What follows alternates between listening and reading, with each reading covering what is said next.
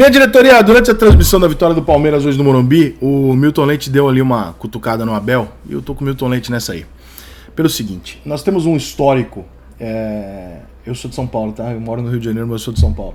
E nós temos um histórico muito grande, desde quando eu sou moleque, de ouvir que a imprensa persegue o Palmeiras, que a imprensa é corintiana e tal. Uma dose disso é verdade, porque realmente a imprensa no Rio é flamenguista, a imprensa no São Paulo é corintiana, porque a maior parte dos jornalistas são como os torcedores da rua, são torcedores, né? A maior parte torce pela maioria. Então é natural, normal que seja assim, e algumas vezes eu acho que o Palmeiras teve razão em reclamar isso ao longo da história e tal. E acho que isso tem que saber separar, sabe? Eu acho que tem momentos em que o Palmeiras ele é vítima, e tem momentos em que o Palmeiras não é vítima.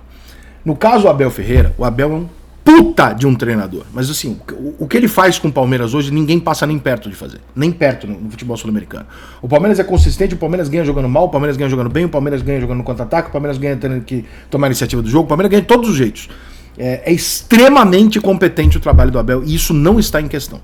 Tá? O que está em questão é que defender que o Abel não passa do ponto, e que isso é um complô da arbitragem contra o Abel, é uma dose de excesso de fanatismo. Existem alguns cartões do Abel que são exagerados? Existem. Existem alguns cartões que o Abel toma pelo precedente? Sem dúvida. Como o Felipe Melo, qualquer entrada que ele dá é cartão amarelo.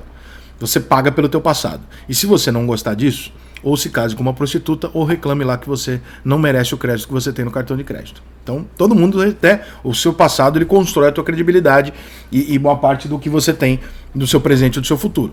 E, às vezes as pessoas são injustas, e às vezes são justas, mas, num geral, você tem uma ligação com o seu passado, no qual você acaba tomando algumas, eu não diria que julgamento, mas que você tem uma pré-definição do que você está lidando. Se eu aparecer aqui e der um soco na cara de alguém, talvez você pense e fale, mas o Rica nunca deu um soco na cara de alguém. Se aparecer aqui um cara com um histórico violento e der um soco na cara de alguém, você vai falar, porra, esse cara também toda hora tá arrumando... Você entende? Quando os pesos são diferentes. Então, claro que o Abel está gerando isso pra ele também. Então, pode haver árbitros que estejam perseguindo o Abel? Pode, claro que pode. Só que, cara, o Abel precisa se ajudar. O tom que o Abel usa é muito fora do normal, cara. Hoje eu tava prestando atenção no jogo, tinha, sei lá, quantos minutos de jogo. Um lance do Caleri é absolutamente idiota, o lateral do Palmeiras ali. Não aconteceu nada no lance. O Abel dá um chilique e se posiciona na frente, meio ameaçando o Caleri. Se você falar pra mim assim, olha, o Abel fez isso de caso pensado pra tentar desequilibrar o Caleri dá um soco nele, os dois serem expulsos, São Paulo joga com 10 e ele joga sem treinador, tá bom, o Abel é gênio. como eu não quero imaginar que o Abel já tem esse nível de maldade na cabeça dele, ele não precisa, ele é muito competente, eu não quero imaginar que ele tem esse nível de maldade, eu fico perguntando, eu falo assim, poxa, mas não tem motivo pro Abel estar desequilibrado emocionalmente naquele minuto do jogo. Você entende? Não tem porquê ele ali. Você vai pegar, porra, final de campeonato. Tudo bem, perdeu a cabeça. Eu sou o cara que mais defende perder a cabeça no mundo, gente. Eu acho que todo mundo tem direito de perder a cabeça, sair do juízo perfeito, sair do controle. Eu acho que isso é do ser humano, não tem problema nenhum. Agora, tem jogos e tem lances que não precisa. E por que eu tô dizendo que não precisa? Porque em algum momento o Palmeiras vai sentir falta do Abel. Quando o Abel vai tomando os cartões e vai sendo suspenso, vai ter um momento que o Palmeiras vai estar num jogo muito difícil, que a presença do treinador vai ser fundamental ali do lado, ele não vai estar lá. E aí, não vai ter mais aquele discurso, falar assim, mas é a imprensa, é o juiz, é isso, é aquilo, é aquilo. E eu sou o último cara do mundo a defender a imprensa, pelo amor de Deus, hein? Mas não vai mais ter aquele discurso, porque aí o próprio palmeirense vai falar assim, puta merda, hoje o treinador tinha que estar aí. Mas por que ele foi suspenso? Porque ele deu um chilique contra o Ituano. Então, assim, eu acho que o destempero do Abel na beira do campo, ele precisa ser um pouco mais controlado.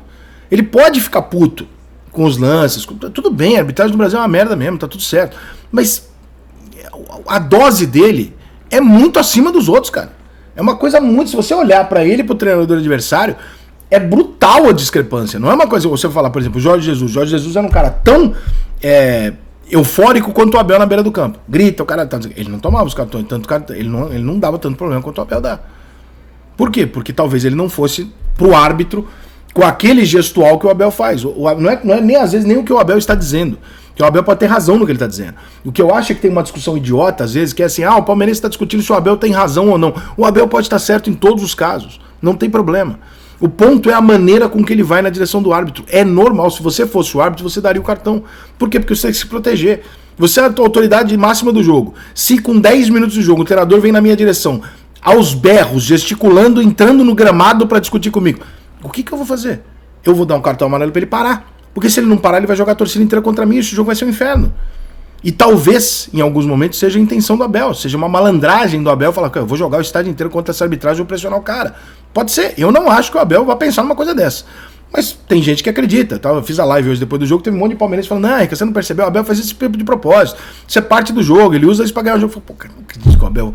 Se falasse pra mim que é um brasileiro, se falasse pra mim que é um cara, né, criado aqui e tal, podia até levar em consideração a possibilidade, porque a gente é meio desses, mas, pô, o cara é português, o cara, pô, não tem muito esse perfil, mas tá bom. Agora, o Abel precisa dar uma diminuída no tom, porque ele vai fazer falta pro Palmeiras. E nesse caso específico, nessa reclamação específica do Abel, eu acho que tem alguns exageros, mas num geral, cara, o Abel tá acima dos outros. Ele tá num tom acima dos outros. Ele não precisa. E hoje ficou muito evidenciado isso. O jogo não tinha contexto pro Abel ficar daquele jeito. E ele peitou um jogador adversário. Ele colocou uma situação que assim, era o Caleri. Se fosse o Luiz Fabiano, ele tinha tirado o Luiz Fabiano do jogo e eles tinham saído da mão e o Abel ia ser suspenso 10, 15 jogos. Por que é que ele tinha que causar aquela cena? Qual é a necessidade? E aí ele invade o campo, fazendo gesto pro juiz, enlouquecido. De todos os caras envolvidos, sempre, em qualquer jogo, o Abel é o cara mais enlouquecido com qualquer coisa da arbitragem. Ele vai tomar o cartão, ele é um chama-cartão, ele é um para-raio de cartão. Então, o que eu quero dizer, no final das contas, é que eu não acho que, neste caso, o Abel está sendo perseguido. Eu acho que o Abel está começando a fazer disso algo que ele tá jogando pra torcida. Como ele tá no momento de idolatria máxima, porque ele tá, a torcida do Palmeiras, óbvio, tá satisfeitíssima com ele, é um puta trabalho. Eu acho que ele tá jogando pro torcedor do Palmeiras o seguinte, olha o que estão fazendo comigo. Quando, na verdade, não é bem assim. Na verdade, pode ter momentos que sim, mas o palmeirense também tem que olhar e falar, Abel, qualquer hora tu vai fazer falta aqui, irmão, porque, pô, tem jogo que não precisa fazer isso.